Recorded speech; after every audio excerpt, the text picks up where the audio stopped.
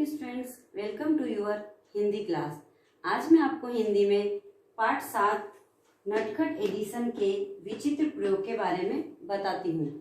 Edison बचपन में बहुत बुद्धिमान और शरारती थे, लेकिन फिर भी वह विचित्र तरह के प्रयोग करते रहते थे।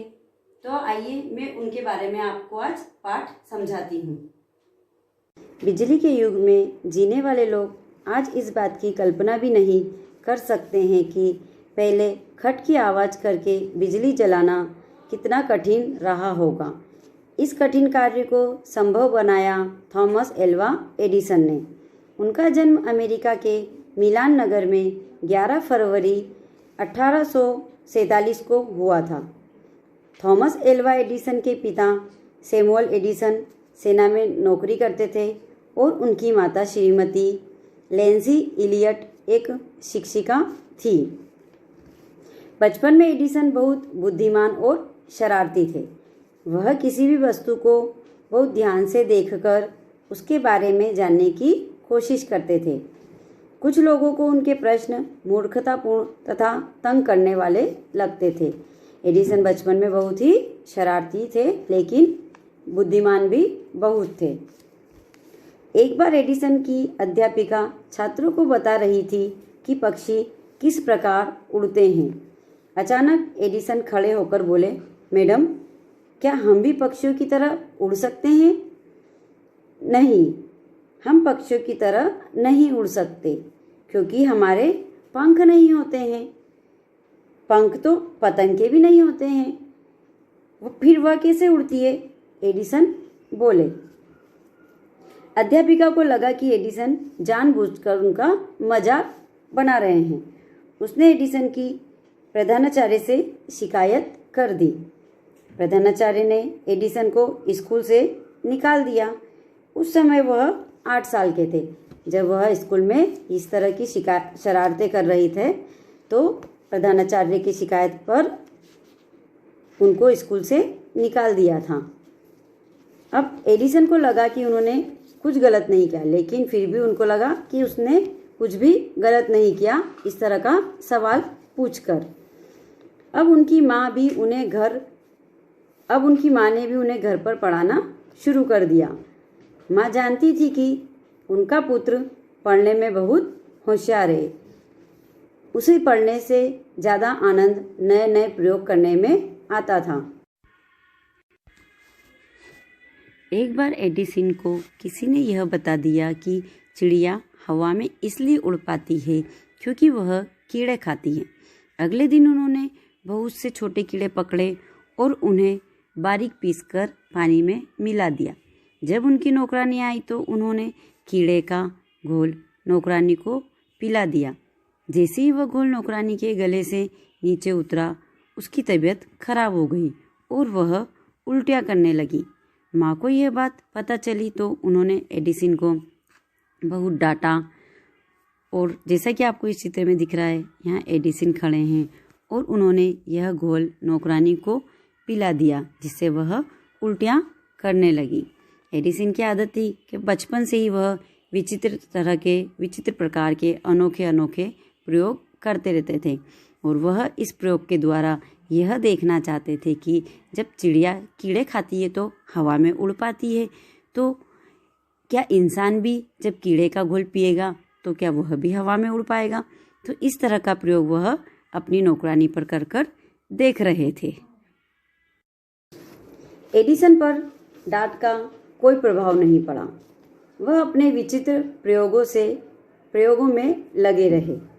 एक बार माँ ने एडिसन को बताया कि मुर्गी अंडों पर इसलिए बैठती है कि ताकि अंडों को गर्मी मिल सके और अंडों में से चूजे बाहर निकल सके। एक दिन एडिसन कुछ अंडे लेकर अपने कमरे में गए तथा उन अंडों पर बैठ गए। अंडों पर बैठते ही सारे अंडे फूट गए। अंडों का घोल उनके कपड़ों पर चिपक गया था। एडिसन ने 12 वर्ष की उम्र में रेलगाड़ी में सब्जी तथा समाचार पत्र बेचना आरंभ किया। जब एडिसन छोटे थे तो वह तरह तरह की शरारतें करते रहते थे। जैसे कि मैंने अभी आपको बताया है कि वो जब छोटे थे तो अंडों पर बैठ गए थे, तो सोचे थे कि मैं अंडों पर बैठ जाऊंगा तो उसमें से चूजे बाहर निकल आएंगे। एडिसन ने 12 वर्ष की आयु में रेलगाड़ी में सब्जी तथा समाचार पत्र बेचने आरंभ कर दी। बचे हुए समय में प्रयोग करने के लिए उन्होंने रेलगाड़ी में ही एक छोटी सी प्रयोगशाला का निर्माण कर लिया था। जैसा कि आपको इस चित्र में दिखाई दे रहा है, एडिसन बहुत छोटे हैं और इनकी उम्र 12 साल की है। ये छोटी उम्र से ही तरह तरह के प्रयोग करते रहते थे। एक दिन रेलगाड़ी में प्रयोग करते समय अचानक उस डिब्बे में आग लग गई। देखो, जैसे कि आपको चित्र में दिख रहा है, यहाँ पीछे आग लगी हुई है।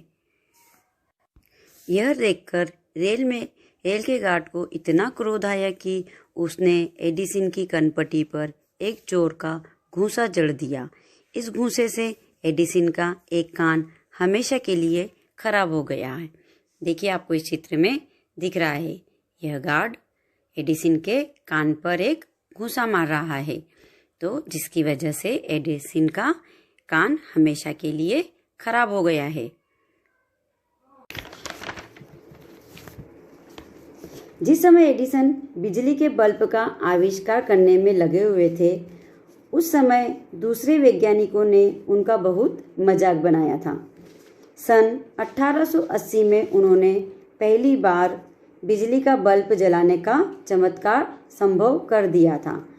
उनकी खिल्ली उड़ाने वाले लोग वैज्ञानिक अब मुंह छिपाए घूम रहे थे। बचपन में उन्होंने तरह तरह के प्रयोग किए थे। इसके कारण जब वो बड़े हुए तो उन्होंने एक बल्ब का आविष्कार किया, जिससे हमें आज रोशनी मिल रही है। एडिसन ने अपने जीवन में 1000 से भी अधिक आविष्कार किए हैं।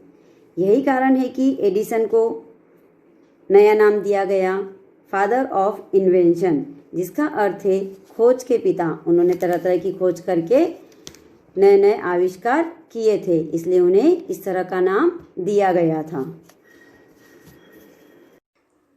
सन 1931 में 84 वर्ष की आयु में एडिसन का स्वर्गवास हो गया। उन्होंने दुनिया को इस बात की प्रेरणा दी कि यदि लोगों की परवाह किए बिना अपने लक्ष्य पर लगे रहो तो सफलता अवश्य मिलती है। यह चित्र थॉमस एल्वा एडिसन का है। यह अब हमारे बीच में नहीं है। इन्होंने हमें यह प्रेरणा दी है कि हमें जीवन में कभी भी हार नहीं माननी चाहिए और कोशिश करते रहना चाहिए, तो हमें एक दिन सफलता अवश्य मिलती है। थॉमस एडिसन को एक नया नाम भी दिया गया, फादर ऑफ इन्वेंशन, जिसका अर्थ होता है खोज के पिता। आज मैं आपको इसके प्रश्नोत्तर भी समझा देती हूँ। एडिसन के माता पिता का क्या नाम था? तो एडिसन की माता का नाम श्रीमती लेंसी इलियट तथा पिता का नाम सैमुअल एडिसन था। अध्यापिका ने एडिसन की शिकायत किससे कर दी थी? तो अध्यापिका ने एडिसन की शिकायत प्रधानाचार्य से कर दी थी। एडिसन ने 12 वर्ष की आयु में क्या कार्य प्रारंभ कर दिया था? तो एडिसन ने 12 वर्ष की आयु में रेलगाड़ी में सब्जी बेचने और समाचार पत्र बेचने का कार्य आरंभ कर दिया था। एडिसन ने सबसे बड़ा आविष्कार किस चीज का किया था? तो एडिसन ने सबसे बड़ा आविष्कार बल्ब का किया था। एडिसन को नया नाम क्या दिया गया था? तो एडिसन को नया नाम फादर ऑफ इन्वेंशन नाम दिया गया था। तो मैंने आपको इसके प्रश्नोत्तर भी अच्छे से समझा दिए। आप अभी ने लर्न करेंगे और इस वीडियो को ध्यान से सुनेंगे। Okay, bye.